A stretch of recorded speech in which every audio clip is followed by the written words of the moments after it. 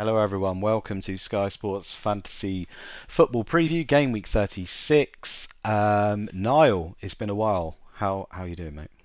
Yeah, I'm good now. Much better now than I was. Unfortunately, we weren't able to record last week because I was down with the lurgy. I had COVID, and the second time I've had it.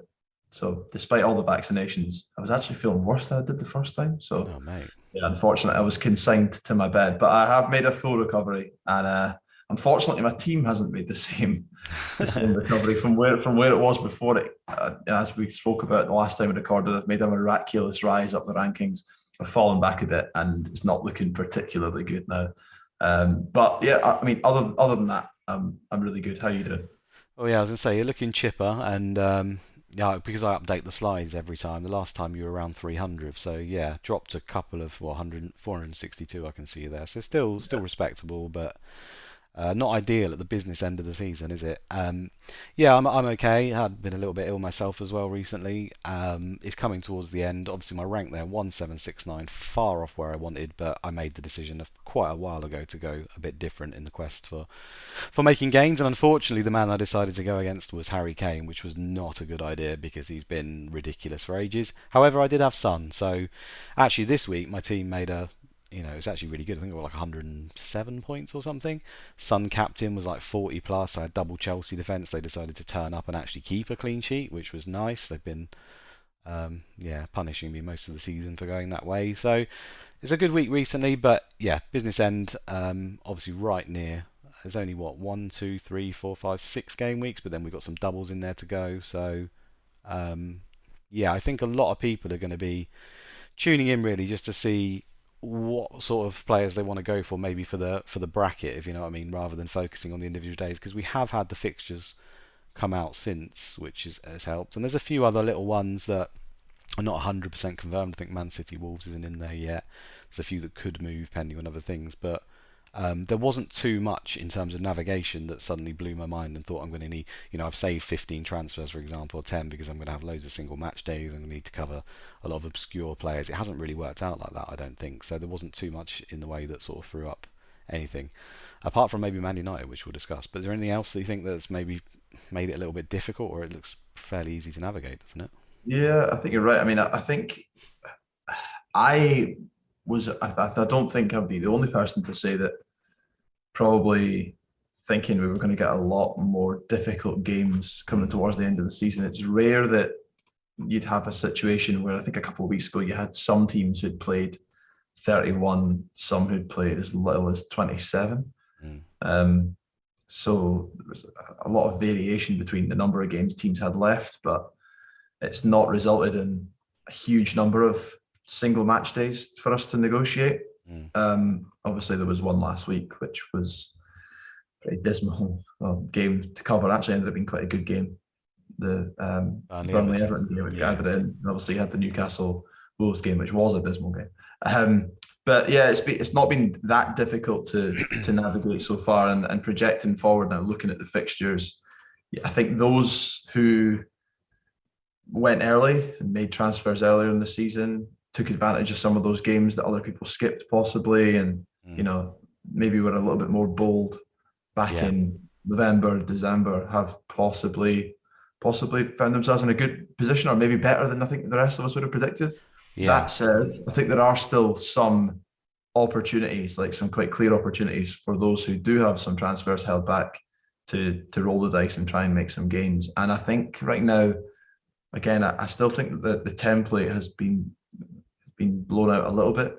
So there will be opportunities where the highest owned player captained may only be 20 to 30%, Mm. and so there'll definitely be chances for people Oh, to absolutely. bring players in and roll the dice if they are in that position where they've got nothing to lose and they're trying to catch up, or even if they're right up there at the top of the whole leaderboard and they're thinking they can try and put the foot down on the pedal and win it. So yeah, I think it's going to be an exciting end to the season. Looking at the leaderboard right at the top, there's a lot of managers really close together.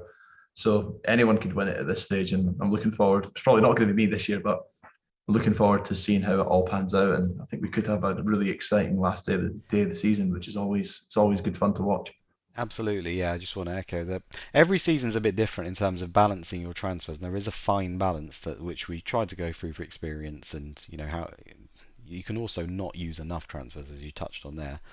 And there's an element of luck to it because if we'd have got a lot of single match days, then suddenly, yeah, you're looking good. But I think going by the averages and stuff, most people have sort of got between 5 and like 10 maybe, something like that at the most I would say, or maybe a few more. But I think between 5 and 10 is probably a decent number now, just to filter towards the end of the season. And if you're around that number, that probably feels optimal. I think to how much you've used throughout the season and the balance. And yeah, I think you're right in terms of the routes. There's been a couple of reasons. Obviously, Salah's dipped in form in the fixtures and stuff. Dipped in form in terms of at least his output. He's not been in getting the points as good as he has been in the past.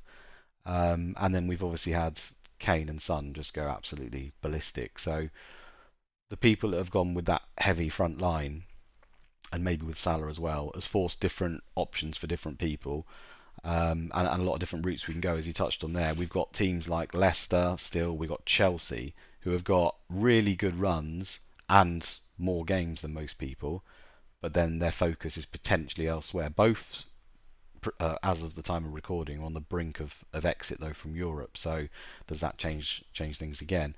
Chelsea are due to play tonight versus Real Madrid. It's looking a bit ropey for them, and Leicester is similar, I suppose. So yeah, those are two teams with good fixtures and stuff. Maybe we can start looking to them. Some people are looking at Liverpool, who are obviously still in the title race. They're still in Europe, but they don't really rotate that much. Their games are decent. And we've got teams like Man City as well, who are, yes, they managed to get a draw in the Anfield game.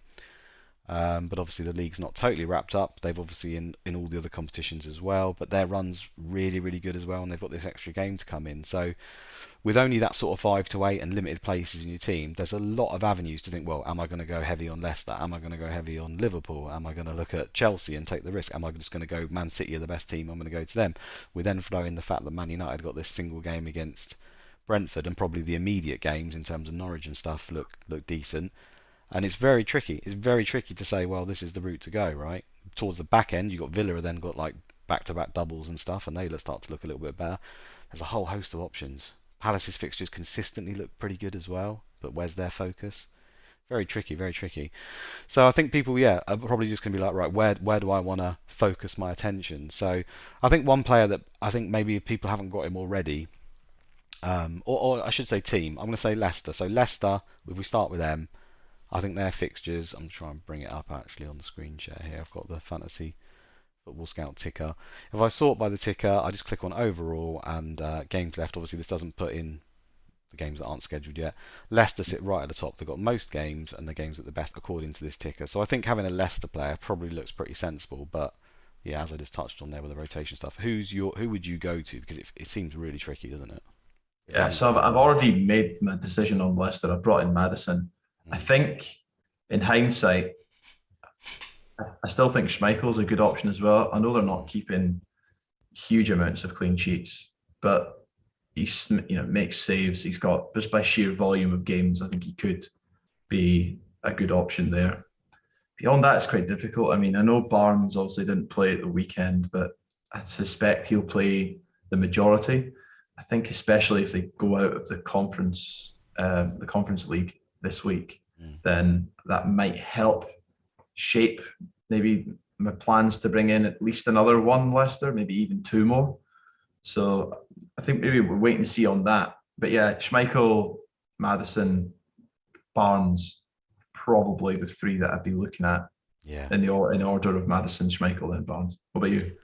Yeah, I still don't think you can chance the defense. But he changed like the whole back line the other week. And if they go out of Europe, maybe he just plays the same back line from now to the end of the season. But even before their focus was mainly on Europe, I felt like it was changing. Now that might just be because they changed up the formations from 5 to 4. They had lots of injuries as well. Maybe there is. I'm not as well, versed in Leicester's back line as to who they are. But when I speak to the fans, they don't seem to be particularly well versed in it either. So I think avoiding is just the best policy, to be honest. Yeah, I think it's Madison for the safe option. I think most of the top managers will go to Madison throughout this run if they haven't already. I went Barnes the other week just simply because I wanted to be different because I'm down at this rank. I see no reason for me to do it. But I think if you're going to go for two, it's just Madison and Barnes. I don't think you can trust anyone else particularly. I mean, Tielemans is still there, right? And he's still consistent. I suppose that's the pretty boring option. But Yeah, Barnes was obviously dropped. He was shocking in Europe the game before, though, so I don't think that was much of a surprise. I'm really just, I mean, sorry, Leicester fans, but I just hope they go out to make it a little bit simpler, hopefully, Yeah. for us for the rest of the season. I'd be tempted to only get one, though, despite the run, but I can see the appeal of going for the two. It's just, I don't know. They feel like a team to me as well. I know Madison's probably been getting the points most of the time, but it's what we talked about before, like the Everton Burnley game, for example. It's like I don't even know who the standout option is. Richarlison ends up getting an absolute monster haul. Fair play if you went for him, but I would have had maybe Calvert-Lewin, Gray over him, Pickford over him. I could have had anyone if I was going to go Everton at all. Could have gone Burnley. Like it feels a bit lottery like. With Leicester, I think Madison's probably the top, but I don't think it's that far of a dip before you start going to the others, if you know what I mean. So Yeah, I know what you mean. I think the appeal for me about going for two possibly is that you, again, if one's not playing, you're going to true. have someone who is, and like, you don't get to see the lineups for every game, but you do for the next two at least. And then I think there's another midweek game they've got a couple of weeks after where you're getting to see the lineup. Mm. So I think that's nice. I mean, I'm not suggesting that you'd be captaining Leicester players that much, although I think Mm. there's a case to be made that you would captain them against Newcastle definitely. So yeah, I think that's where I'd lean, but I would say my decision on multiple Leicester players will completely hinge upon whether they stay in Europe or not this Yeah. week. If they stay in, then I'll be less convinced by it. But if they go out, then I Mm. think that might pique my interest a little bit in the other options that we've spoken about.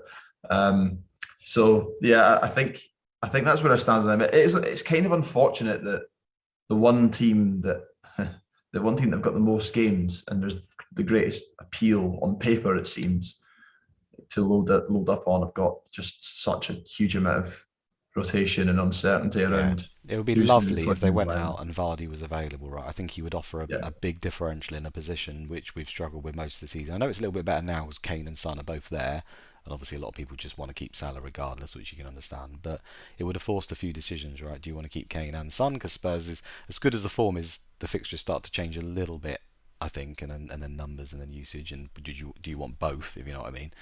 So it would have forced a few decisions, but he's not a factor, is he? So that's that, and I don't think you can yeah. trust Iñárritu and Daka. They just seem to rotate too much.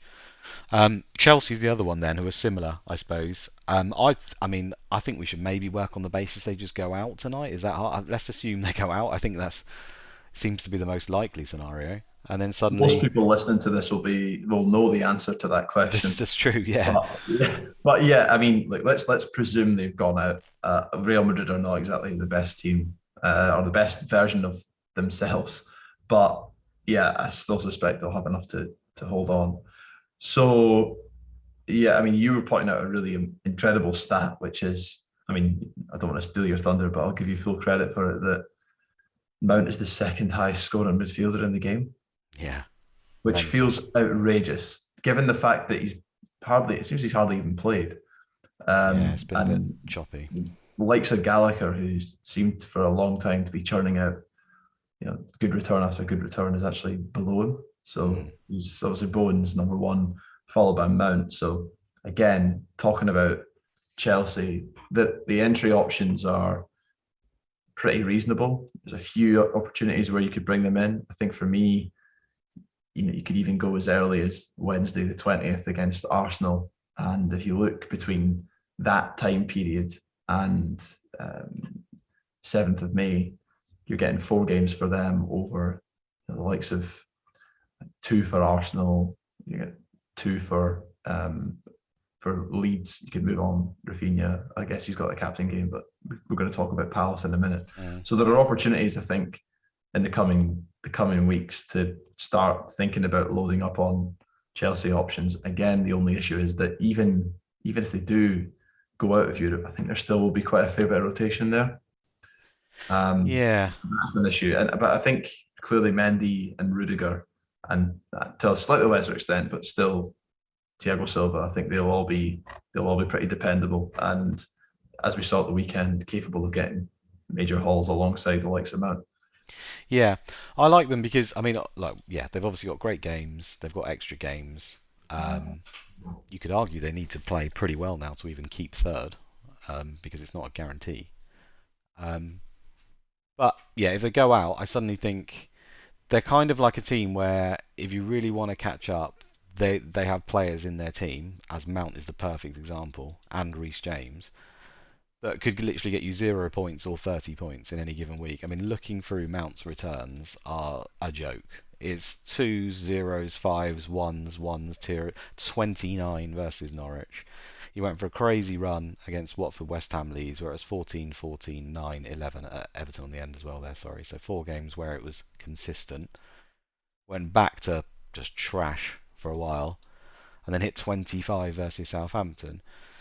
So he does seem to be a player who's got that in his locker, and I think he is therefore useful. If they go out, he's only in 1.9% of the top 1K teams. 1K teams. Now I do still prefer the defenders. I wouldn't say pick Mount over the others. And although he's the second highest scorer in midfielder, it's 158 points, which is I think it's some 40 points away from Rudiger, for example. So I still prefer the defenders.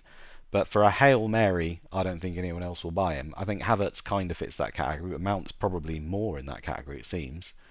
And yeah, Reece James is another one, right, where as long as he's fit, which he seems to be playing it a little bit cautious this time, I imagine he's going to play tonight. And if they go out, he's their best player at that spot by an absolute mile. So it might be worth it from now to the end of the season to chance it. Yeah, I think Whereas you're I right. think most people will go Rudiger and Silva and stuff like that, right? And I think still having Rudiger is still a very sensible option. But I think maybe pairing them with a Mount or a James could be that sort of ace you're looking for that outside of a captain punt get you 20 or 30 points in a week that nobody else is getting. So I do kind of like that as a Hail Mary. Yeah, and I think for me, looking at entry points, I, I know I said the 20th of April. I think I'd probably actually look at the 24th. So you see the lineup playing against they're playing against West Ham, and I'm sitting with Gabriel. I think a lot of people will be sitting with Arsenal players, Mm. Saka, Gabriel, maybe some still with Ramsdale. And at that point, so Arsenal will have played 33 games, Chelsea will have played 31. So you're going to be getting an extra Yeah, 7 games versus 5 towards the end of the season. And Chelsea's games are far superior. So I think the yeah, 24th of April is a great entry point to move off of the likes of Arsenal if you've still got them. Maybe like even that. move off of Tottenham as well, and start loading up on Chelsea. And again, as you say, hopefully we'll have clarity that they're out of Europe, which does help certainly from a Sky point of view in terms of the security of start. So I think that's the date where finally, after all the talk of feels like the last 2 months, we've been talking Yeah, about when will we load up on Chelsea, when will we load up on Chelsea. I think that'll be the date for me when I'll maybe get at least a couple of them in.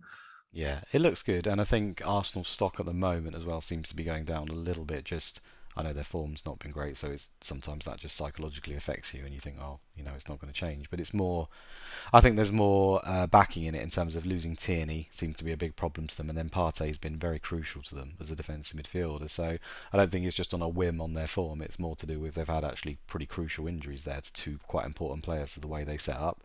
So it does feel like their stock's going down, and I imagine you're probably right. People will start coming off. I think you can still sit on Saka, but I think he also applies here. I think like a Saka to a Mount.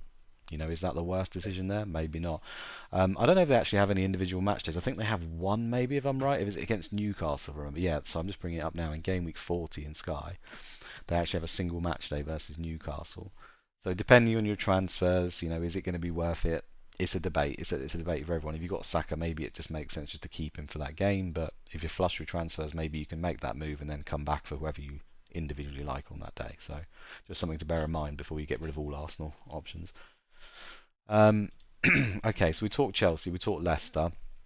Um, I think it's not. Is there any point talking Spurs? I think people have either got Kane and Son, or they've got one of them, and they probably think, well, at the moment, the way they're playing, I'm gonna keep hold of them. Game week 36 in FPL, they've got a double which involves Liverpool and Arsenal. Looks a bit tough. Is there any points that you were looking to just jump off of Spurs at all? Or would you be tempted just to ride it out and just say, well, they're just ridiculous, and I'm just going to keep them? Well, I think they've obviously got the single match day in May, 12th of May against Arsenal. Mm. So I think you'd obviously want to keep certainly Kane will stay. I can't see him leaving. Um, I mean, I've got Kulusevski as well. I know a lot of people have gone for Kulusevski, Kane, and Son. Mm. They're laughing right now. They're the ones who are moving up, especially those like you who've been captain and Son. Mm. But I do think we're maybe approaching the end now in terms of Let me just read you these Tottenham's games, though. run. I thought that as well, right? Home to Brighton, away to Brentford. Brentford are playing well at the moment. Home to Yep. Leicester. Um, then they've got this Liverpool-Arsenal double. Away to Liverpool, that's obviously tough.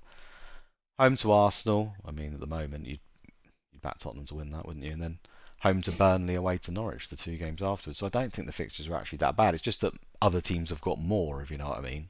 And you're trying to look at ways of getting money to focus, but yeah, I don't know. There might be some people who just stick with Son and Kane the whole season and they end up being the highest scorers because of the way they're playing at the moment. It does feel like that. It's a tricky one, isn't it? I think I'd keep one. I don't think I'd keep both. I think I would look at that opportunity to jump off, like you say, after the Arsenal game probably. But you could see why people might want to do it beforehand to get other players in. You know, some of the defenders from Chelsea and stuff.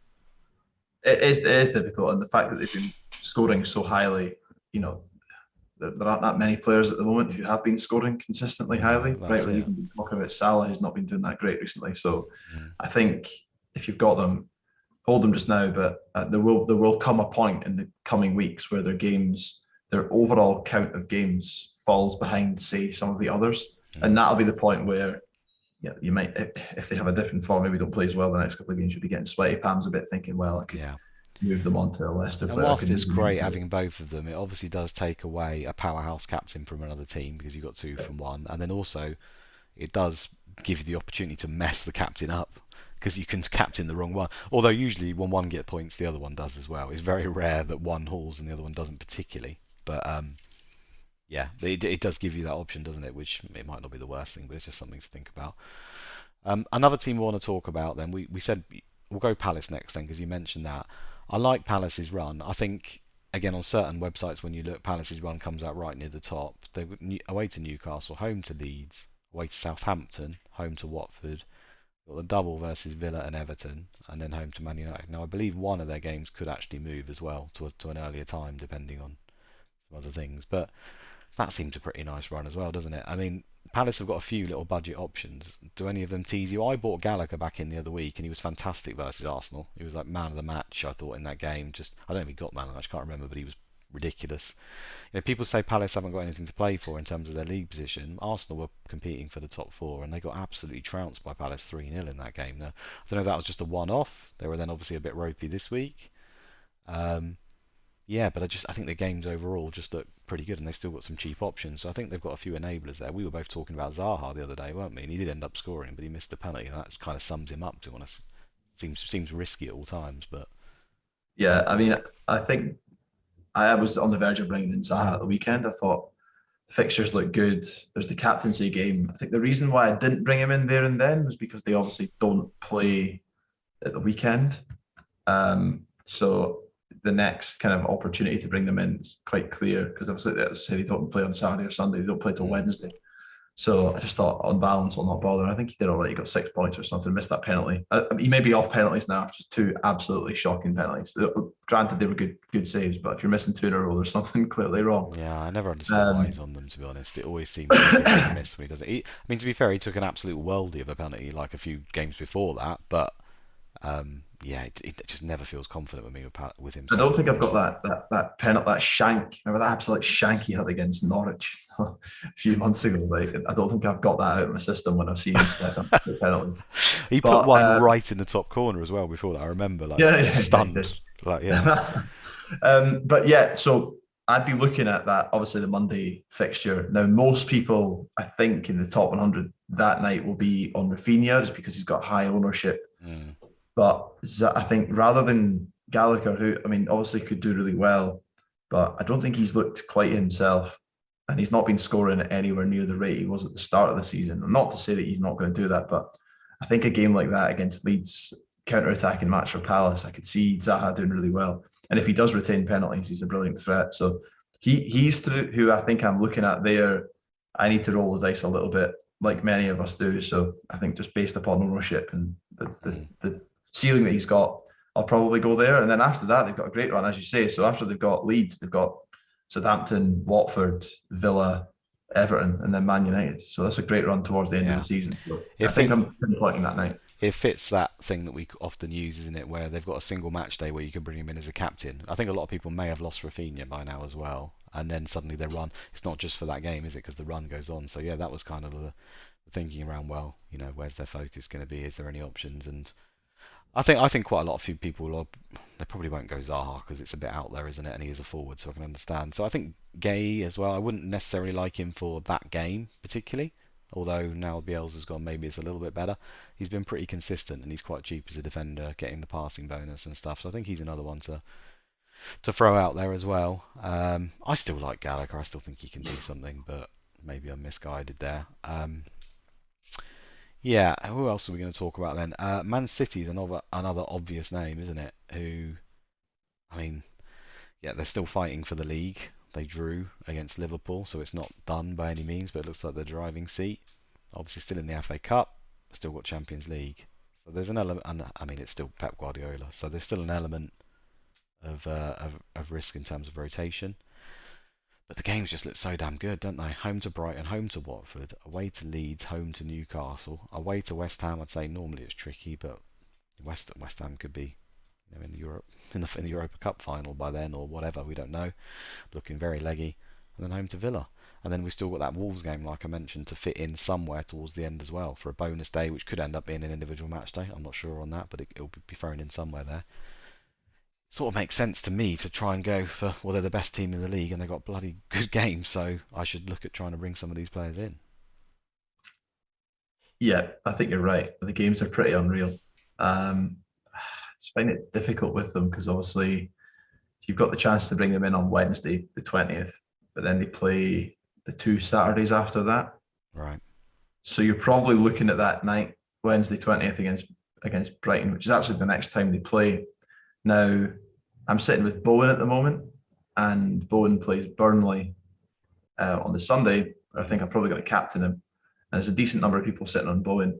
After that Bowen's games, he's got Chelsea away, then he's got Arsenal at home. And in the meantime, if you were to move from Bowen onto a Manchester City asset for that game against Brighton, you'd be getting a 3-for-1. And you're talking Brighton, Watford, Leeds. So if you had the budget, like De Bruyne would be an absolute no-brainer. But any of the options, really, whether it's Laporte, even you could roll the dice on, maybe on one of the midfielders. I guess the rotation's still. I think Foden's still an option, isn't he? I know he hasn't really returned the points as well as you would have hoped, but his stats are still top tier. He's still in like the top. If you sort like expected goal involvement of all players in the league per 90, Foden's like in the top 10. Like he should have got a lot more points than he has. And he's cheap enough, I think, where again he's kind of a little bit of a Hail Mary because you think, well, he doesn't feel like a Sky player particularly in terms of he's getting a 2-pointer if he doesn't get a return. But the games are that good, and he's probably out of all the front line, he just seems the most nailed, doesn't he? He's played, virtually every game that he's available for. It may change around the Champions League and stuff, but to me, he does feel like. I still think. Don't get me wrong. I still think Cancelo, Laporte are the top options, but I feel like if you're going to go for another punt in midfield, I feel like Foden. He's the kind of person. These are the kind of players like the Foden, the Mount, the stuff that could end up winning you or losing the game. I don't think the Cancelo or Laporte's going to win or lose you the games. I think most people are going to go there, and he's just going to be the obvious captains every week. Yeah, and I mean De Bruyne, his ownership is not even 5%. It's 4.8 or something like that. So it's De Bruyne's in there as well. Sorry, I should have mentioned him. Yeah, the absolute perfect differential. I think if you've got the budget to go there for that run of games, you could captain him feasibly in all three of them too. And he's been hauling. Again, he played brilliantly the weekend. I mean, he was so unlucky not to get more than I think he got at the weekend. He could have had 20 points like he did against Man United. So yeah, I think he looks like right back to his best. And yeah, I think if I had the budget, I'd be looking at him for that Brighton game and then keeping him for that run. The only thing to say on that is if they get to the Champions League semi-finals and Liverpool have somehow dropped points and the league looks secure, then you'd worry a bit, wouldn't you? And especially on the final day. If Man City are more than 3 points clear and it's the final day and they're also in the Champions League final, there is literally no reason to play him. Now, they might, Pep does use rhythm and stuff occasionally, doesn't he? But you'd certainly worry. So there's still a worry, but I think that's been there the whole time. And those that haven't worried about the worry have benefited massively because I was talking to you before we started recording. I've had De Bruyne in my B team just because I haven't cared about it or focused, and I've had him as captain every opportunity, and that's absolutely stormed up the leagues. Like, I was nowhere to begin with because I just hadn't been focusing on it at all. Just left transfers, and I've got like 15 left or something, or 20 even. But yeah, I've had De Bruyne captain virtually every time he's played, and it's absolutely been flying me up the league. So I can see why people want to go there. It's hard though, isn't it, to generate the money in that position in the Sky team, isn't it? That's the issue with Kane, Son, Salah, all the expensive defenders. It's hard, but that's also what's positive, isn't it? It's like, well, no one else is going to go there, so I'm going to go there. So again, I kind of like it. Yeah, I think he's a good option. I'm just going to check his ownership actually, because I'm not actually sure. He might be more owned than I think. He's in 4.9%, the top 1K. Yeah, solo. It's solo. And he's just been churning out points, yeah. I mean, in other seasons, if I'd have said to you, we're beginning the season, De Bruyne's pretty nailed on, he's going to get, he doesn't always get the part. He used to get passes a lot, didn't he? Because his role was slightly different. He doesn't know so much anymore, but he seems to be more of an actual goal scorer these days from open play as well. And the assists never change, and obviously man of the match is always his. So you just wouldn't have turned him down at that price, 11.5. We're willing to put Pogba and stuff in our team at around the same price, so he'd just be a no-brainer, wouldn't he? Yeah, totally. And I think, I mean, clearly there's a title race on. Both Liverpool and Manchester City are going to be going hell for leather to win it. Rotation, you would think, would be less than it would normally be at this time of year. I think we both expected that Man City were probably going to run away with the league, but they haven't. Yeah. And another player who I think I'm going to look at, there's a chance to start stacking up again on Liverpool players as well as Man City. I think. Yeah. I think. Where would your I focus be then? Sorry, because I think a lot of people, like we've talked about a lot of teams and a lot of good options, but you literally can't have them all. And that's the thing. It's like, okay, do I go with the Leicester options? Do I carry on with Spurs? Do I decide to go with Chelsea? Do I look at Man City? I think all of these are good, but if you say who you're going to pick over the other, we've also got Liverpool as well. Is there any one that you think you would prioritise above all others, like if you had to, if you're in that situation? I think it depends on. I think it really depends on where you are overall. I think if you're trying to chase someone who's ahead of you, or you're trying to chase a league, then I think going for someone like De Bruyne, who's got a huge ceiling, could rocket you up hundreds of places in the space of a couple of hours. Then I think that's maybe where I'd lean. I think if I was higher up, the winning leagues that I wanted to, I was in a comfortable position and I didn't really feel like gambling. Mm. I'd be looking at Liverpool and Manchester City defenders. Yeah. Just because of the steady points returns that you get in there. I think that's where nailed right? Exactly. That's the thing they have over Chelsea, right? Yeah, and I think I'd probably be looking at Cancelo and Laporte, obviously Van Dijk. I think I'd also have a little think about Matip as well. He seems to be playing a lot, and if you're going to have those big names at the back, you're going to have to find someone who's a little bit cheaper, and he's been doing really well. I wouldn't deter anyone from thinking about him as well. And there are ample opportunities. I guess. Well, I say ample. There's a really good opportunity to bring in Liverpool players for that upcoming Everton game. Although there is still some rumours that game could get moved depending on what happens with the Champions League. Yeah, and they play against Man United on a single match day as well, so you could do it before that if you wanted. You could do it then. Depending on who you're taking out, obviously. Yeah, Konate seems to be playing in the Champions League, doesn't he? He certainly played the last one. I haven't been keeping tabs on it, to be honest, but it seems like he's probably getting those games and Matip gets the Premier League games. I could be wrong, but he seems again. He's at that price where it feels like you could be worth it, and he looks like a 10 point in nearly every game, doesn't he? So, yeah, I really like that. I do think that route is another route. Like, I think sometimes, do you hedge your bets or you just go right? I'm just going to say right, Man City. I'm going to not go there. I'm going to chance that they don't do anything and they do continue to rotate because they carry on. And I'm going to go Trent, Robbo, Matip, and really heavily focus on one area.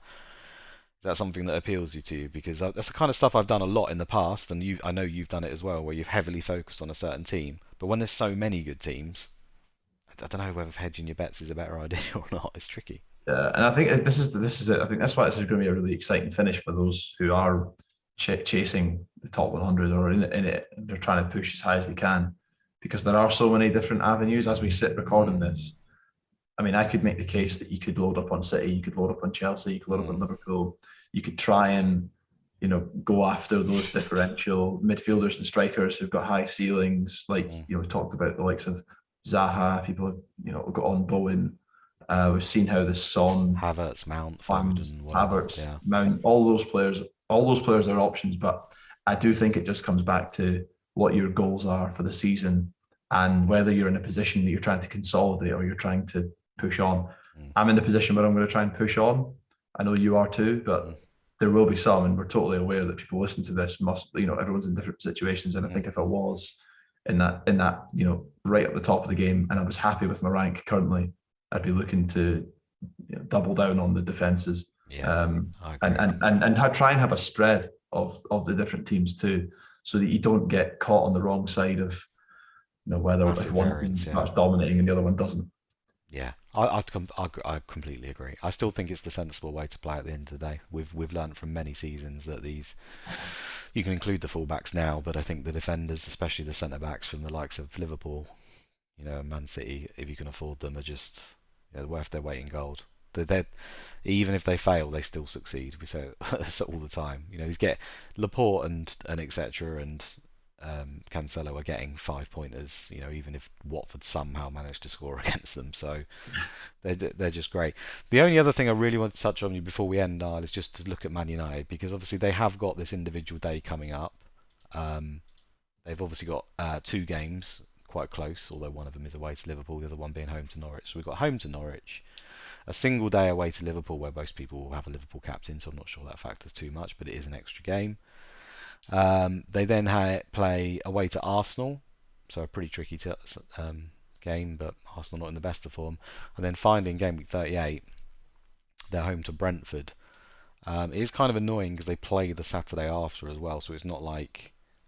Well, I say that's useful, but a lot of the other teams that you maybe would move someone out for, so Liverpool, Yeah. Spurs, all play on the same day. So it's tricky to see any games. Would you, the way Man United are playing, and I don't think anyone will probably have a Man United player as it is, do you think it's just a default I have to get one and I have to have one for captain in that game and that's the way I'm going to do it and if it costs me transfers I'm going to do it, or do you think you can avoid it?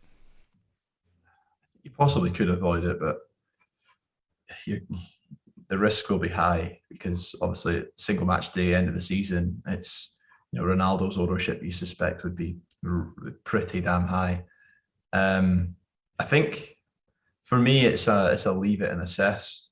Right, it's a Monday night game, which is good, so you don't need to make any decisions ahead of time. Hmm. You can wait until the night, see what the lineups are, and then if you want to make a move, make a move, Hmm. which I think is helpful. So I think that's what, regardless of where you are right now, I think I'd probably look at it that way. And if you arrive at the 2nd of May, that night that the game's on, and you've got two transfers left, and you're really worried about players that you've not got, and you need to make another transfer here and there, then yeah, I can understand why you might want to skip it.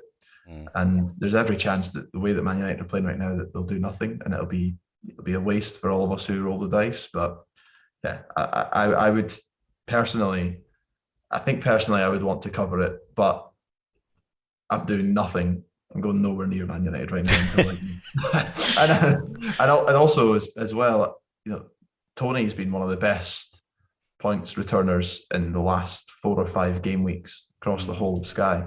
He's been brilliant. So there may be, if you've not got the budget to go all the way to Ronaldo, maybe maybe you'd want to bring in someone like Tony, whose games actually to the end of the season from that point are pretty decent. Yeah, not Um, bad. Yeah.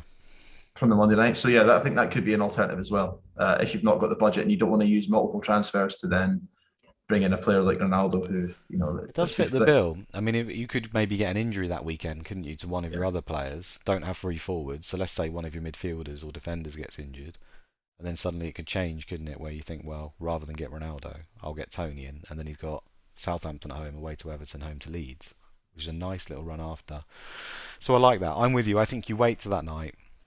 I think if you've really got really few transfers and you don't fancy it, then I wouldn't force it. I think you just leave it. But I think if you're certainly, I keep saying about win the game, but I'm talking win your mini league wherever you are and whatever you want to do, whatever your goal is. Um, I think covering is still the safest option, even if you think they're going to fail like you. I think because I just believe that Ronaldo or Bruno Fernandes, I suppose you could add in there, one of those two, more likely Ronaldo, I think, will be bought in droves and will be captained, and it could be season ending. That's the bottom line. I mean, he scored 23 points, I think it was, versus Spurs. It's not been great, but he is the kind of player, big, highly owned player with a nice, easy, you know, I say easy, a decent game on paper, who can hit two or three, get penalties. I mean, he may just be rubbish and get two penalties. We've seen that happen this season, and that could be season over at that point. So yeah, I think if you're sitting with any sort of transfers around the five or above amount when you get to that game, I think you just probably do it, you know, to just cover it off. But yeah, everyone's going to be in different situations, and Tony is an alternative, I suppose. I think if I was less than that, not fancying it as well, yeah, I'd be tempted to get to sort of avoid it. But you know the risks. You know the risks for a game like that, unfortunately. Yeah, anything else at all you want to say, Niall, or are we about done? I think that was it. I think obviously the coming weeks are going to be really exciting for everyone who's chasing leagues or holding off leagues or trying to win the whole game. So looking forward to seeing how it all pans out and wishing everyone the absolute best of luck as we approach the business end of the season. I think for us, Luke, it's probably going to be an inquisition. We're probably going to have to come back on one of these pods and have a lessons learned. We'll go through everything we did, lance those boils and try and clear our heads into next season. But Yeah. maybe I'm projecting a bit too far forward from that. I think already now I know it. After our great start, we both just went too heavy in Chelsea and they just didn't deliver, and that really derailed our season. I decided to go differential a bit earlier than you. We're not going Kane and stuff, and I think that's probably been the main. There's been other things as well, but I think that's probably the main difference, which has mean that you've crept it back a little bit more than I have.